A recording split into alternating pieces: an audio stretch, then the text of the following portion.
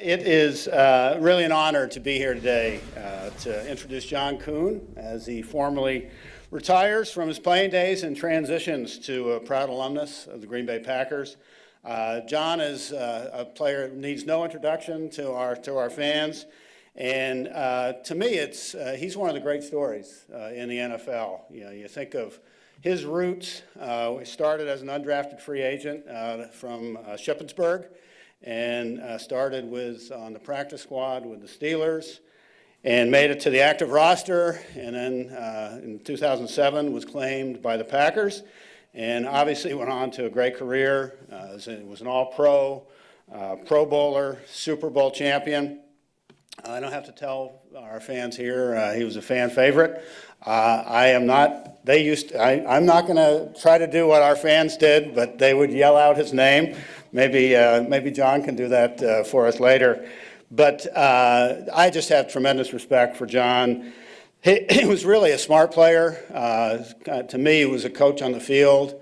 And the play in his career that I remember most was 2013. I think most of us remember the last game of the year, the win over the Bears, with the touchdown pass at the end of the game to Randall Cobb from Aaron Rodgers. Wouldn't have been possible were it not for a key block that John made on Julius Peppers. Just a smart player who was always in the right place at the right time. Leader on the field and in the locker room, and also obviously a great community contributor off the field. John and his wife Lindsay have decided, and their family, two beautiful daughters, and his mother have decided to make Green Bay their permanent home. And it'd be great to have them here in the community on a permanent basis. And we fondly remember his playing days and look forward to his continued positive impact in the community here and as a Packers alum. Congratulations, John. And with that, I will now turn it over to John Kuhn.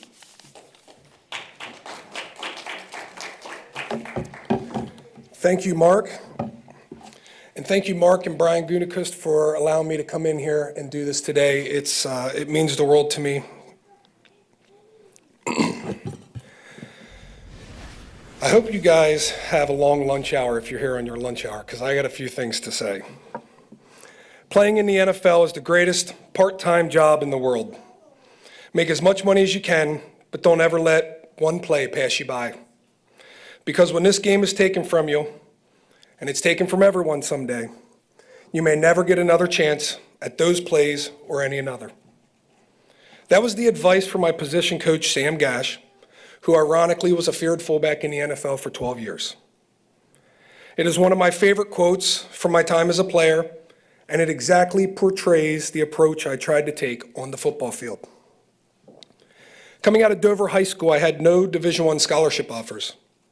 I chose to go Division II, and importantly to Shippensburg University because of Coach Rocky Reese. He made me feel like on my visits, Shippensburg could be a home.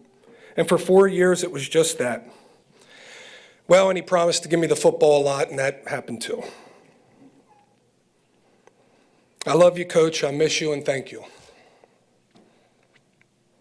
Jeff Nixon was my position coach at Shippensburg. He was the first person to ever tell me I could play in the NFL and actually believe it himself. And even though I thought he was crazy, I listened to him. Thank you, Coach Nixon, for believing in me and pushing me to always strive for something better than what I actually thought was capable. People ask me all the time, do I wish I went to a different school? And my answer is always a resounding no. Shippensburg instilled values in me that I carried throughout my entire career. We used to always say the smaller the school and the bigger the heart. Most of us, none of us got full scholarships. Most of us bought our own shoes, gloves, and equipment. Talk about having to love the game. We loved the game of football. And we loved each other because of it. To all my Shippensburg teammates, I know we were on this ride together. Thank you. Next, I'd like to thank Kevin Colbert, the Rooney family, and the Pittsburgh Steelers for taking a chance on me as an undrafted free agent in 2005. We may have told you at the time we were talking to other teams, but truth be told, you were the only team to offer us a contract. For that, I am forever grateful. Although my time in Pittsburgh was short, my experiences were plentiful. We won Super Bowl 40, and I was in a running back room with Jerome Bettis, Deuce Staley, Willie Parker, Veron Haynes, and Dan Kreider. You talk about learning from watching. I got to watch from some great ones early. The way you all embraced me as a young player was something I would always try to emulate and pay forward as I got further in my career. Dan Kreider specifically, I was always impressed by your humility and your kindness. I still to this day am fascinated that you were willing to work with me every day during the season and the off season, knowing that I was your direct competition at your job. To Coach Bill Cowher, thank you for coaching me through some early growing pains, even though you thought my name was Jeff Kuhn and I was from Shippingport. I'll never forget watching the film of my first regular season game and you telling me, John, sometimes you get the bull and sometimes the bull gets you. Well, spoiler alert, the bull got me that game. Alexander Bell said, when one door closes, another one opens. That happened for me in 2007 when Ted Thompson decided to claim me off of waivers. Ted, thank you for changing my life forever.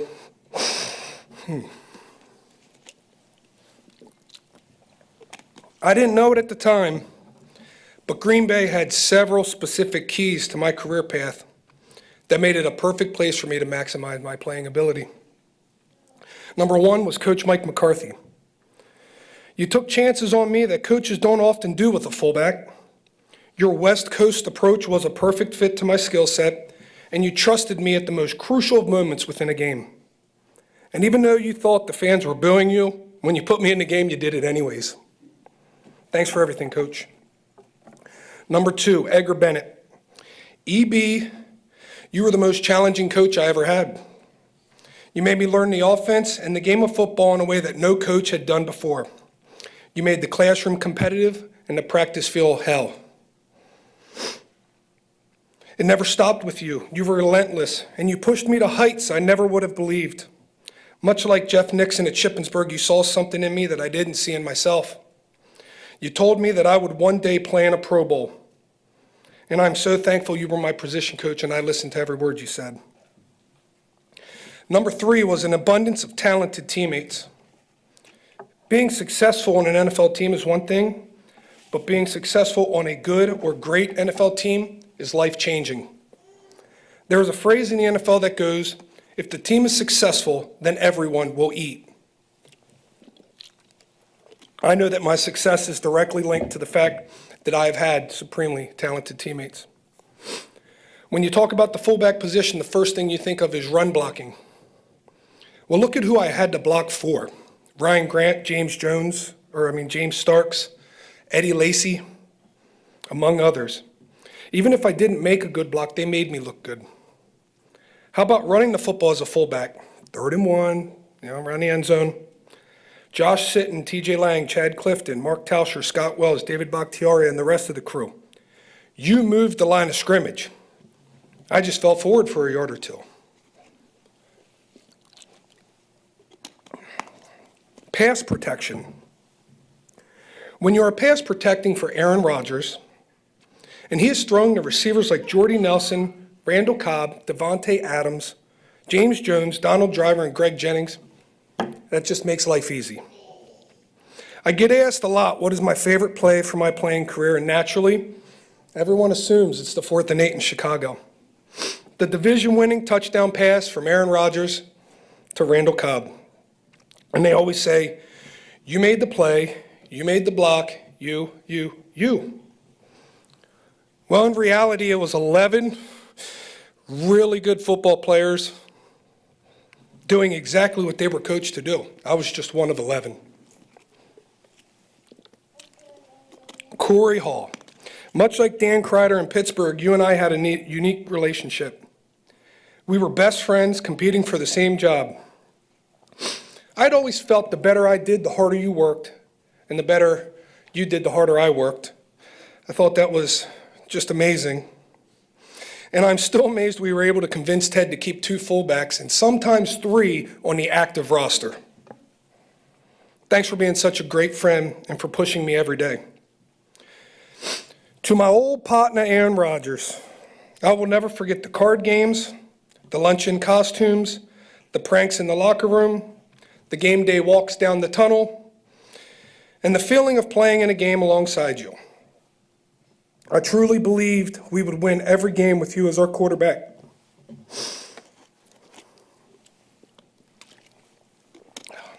Sorry about this. I am very proud to call you my teammate and know that I was a better player because of it.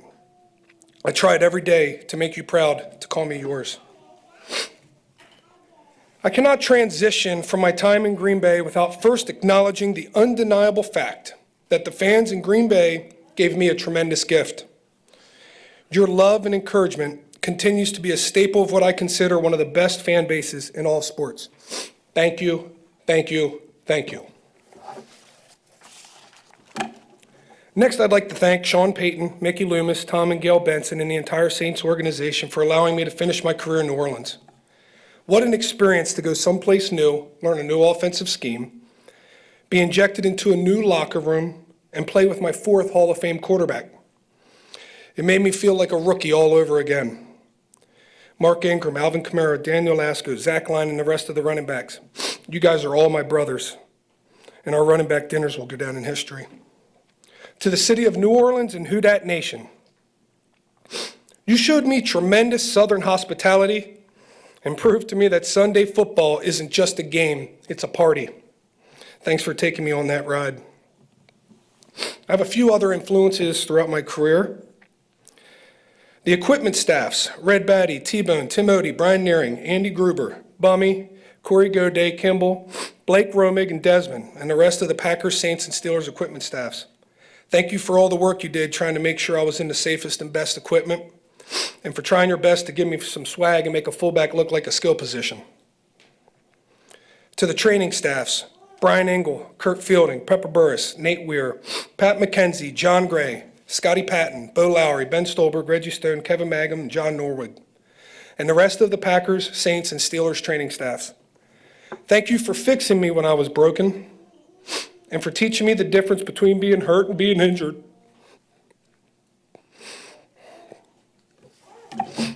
To my strength coach, Mark Lavatt, and my personal trainers, Steve Saunders and Don Chubb.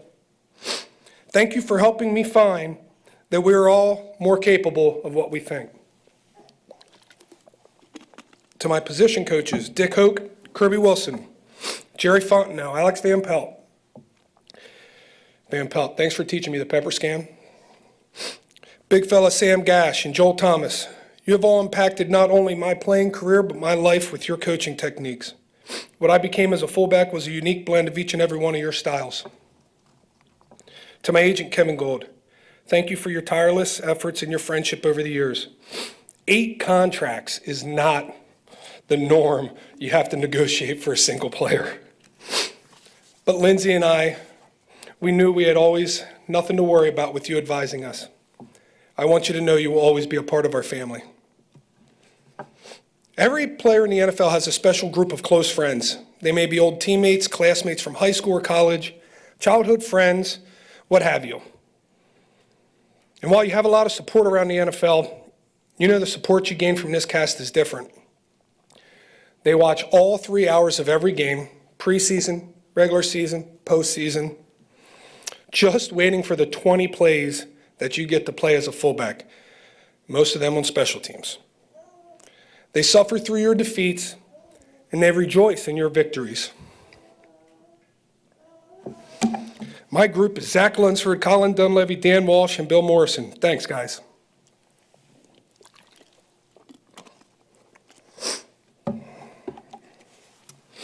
To my entire family, but more specifically my mom, Patty Furman.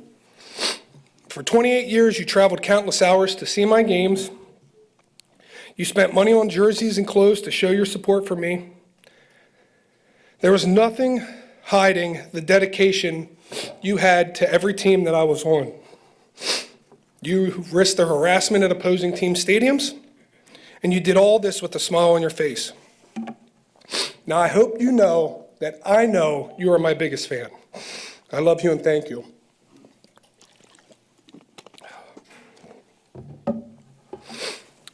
To Lindsay, my wife, I'm sorry. Can I get a tissue?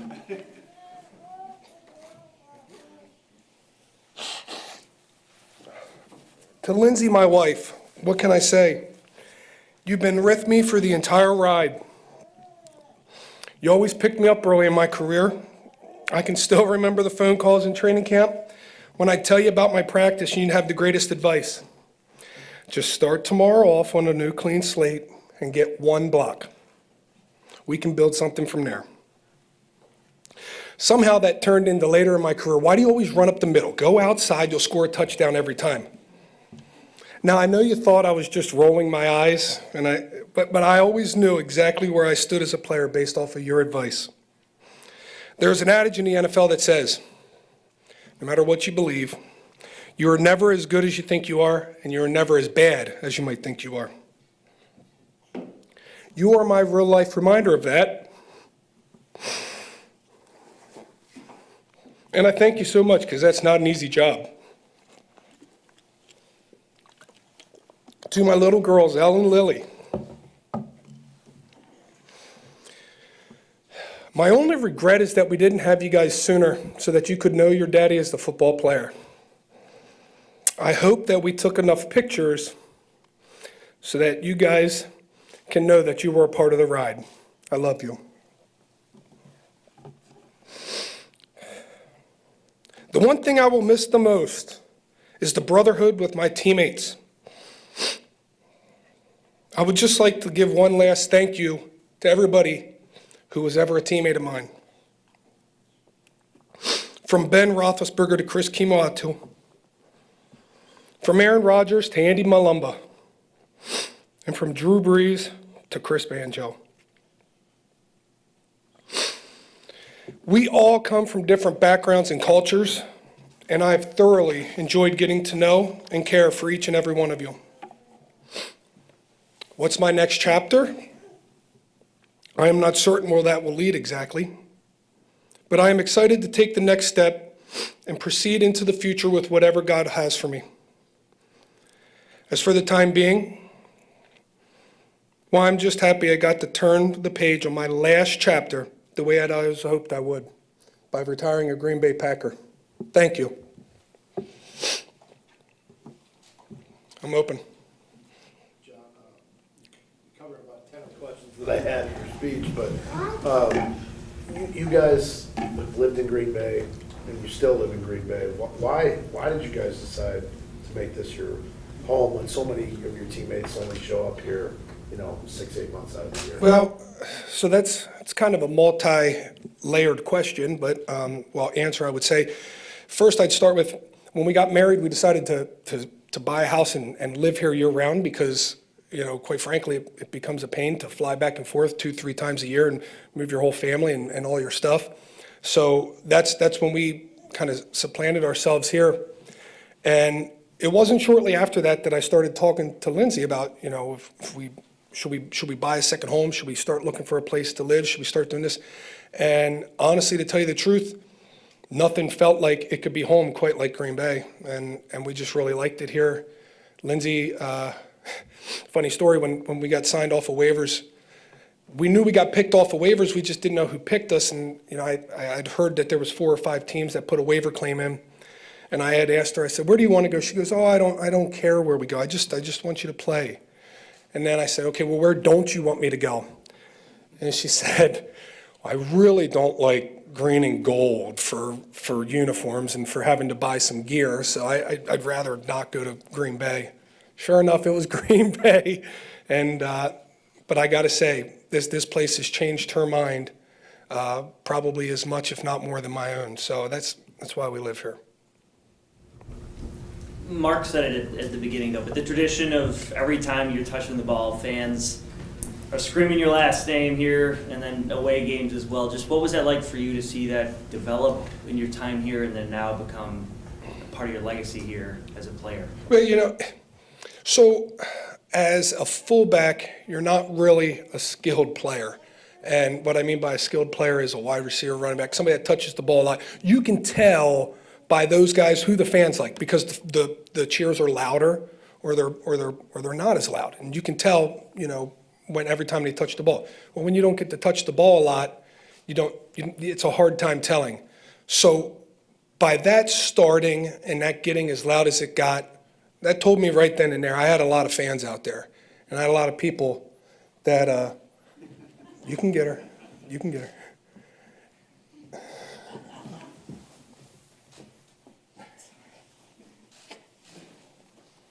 And that told me right there I had a lot of fans out there and a lot of people that cared about me and really supported me. And it drove me to only continue doing what I was doing, probably work harder than what I even worked in the first place. So that was very special. That was very special to me, and it's something that I will always cherish. John, I want to know, with the fullback position in the NFL and the way teams have changed how they construct rosters, how do you feel that changed from when you entered the league to when you're leaving the league now? What's the key to a long career as a fullback?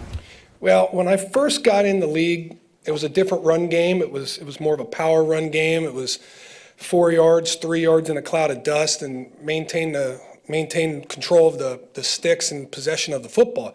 And over time, the big play is kind of taken over. Teams would rather take more chances to get big plays rather than just strictly control the football.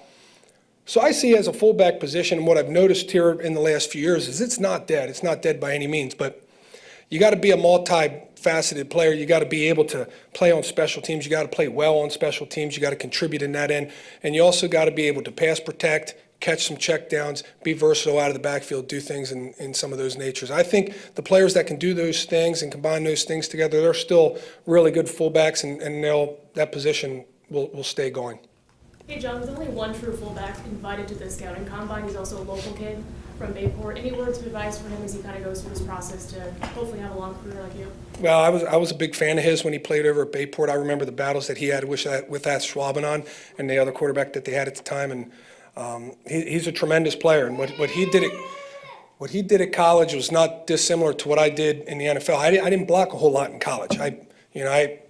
I ran the football. That's all I did, and he did that a lot in high school. That's what he did. But he made that transition already. He knows how to block. He's been taught the run blocking skills and the techniques that it takes to be a good fullback, and he's learned that at the Division I level. So he's not going to be as far off as I was when he comes in. And I would say him being able to make that change already shows that he's willing to put in the work, he's willing to put in the effort, and if he continues to do that, he's got a chance like anybody else in this league. John, you said you didn't really know what the next chapter was going to be for you. What are some of the things maybe that you're thinking about, or some options that are out there, things you're considering to do now as you go forward? Well, last year when the football season came around and I didn't have a job, I was trying to play, I was preparing to play. There gets that smell in the air. It's different. It's the fall. It's summer transitioning to fall. It's the fresh cut grass.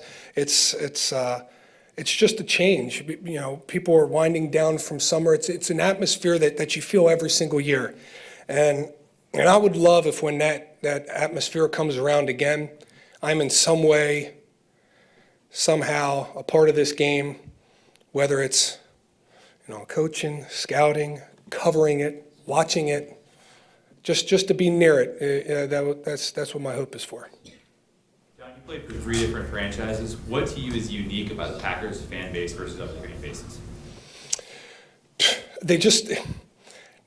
I want to say this in a way that doesn't offend the other fan bases, but it just seems like the Packers fan base is everywhere. They travel to every single away game. That's why they can't get a game in London, unfortunately, is because they're just too popular everywhere you go. And it's a tremendously supportive fan base. They're loyal. They won't bail on you. They'll support you even through the tough times. I think that's the key. They're not bandwagon jumpers. They're serious, dedicated fans for life. Do you recall by chance what the first time or what game it was, maybe the first time you heard the fans here say your name? The first time it got really loud was we won 45-17 against the Giants here when we started our 6-0 run before the Super Bowl. That was a big one. Lucky for me, I had a really good game the week before in a loss to the Patriots. It was on Monday Night Football. Coach McCarthy had a lot of nice things to say about me after the game, said it was the best game I'd ever played. So I think that got me on some of the fans' radar, but then I backed that up with another good performance that night, and I think they really took notice, and that's when things started to change. You've continued to be involved in philanthropy in this community even after you left. Can you talk about how you're going to stay engaged in the community that way going forward? Well, when you have a platform like being an NFL player or a former NFL player, the opportunities come to you. You don't necessarily have to seek out who you need to help. And luckily for us, we never started a foundation or anything like that, so we didn't have to focus on one thing and be kind of one idea oriented or driven. And we were able to say yes to a lot more things because we don't have conflicts. And the community of Green Bay is fantastic because just by me putting my name, my stamp, my symbol behind, my brand behind a cause, the whole county, the whole Brown County will come out and support that and be a part of it because they love their neighbors. It's part of the reason why we live here. They love their neighbors and they want to contribute in any way that they can. And you know, we're one of them now, so we want to do the same.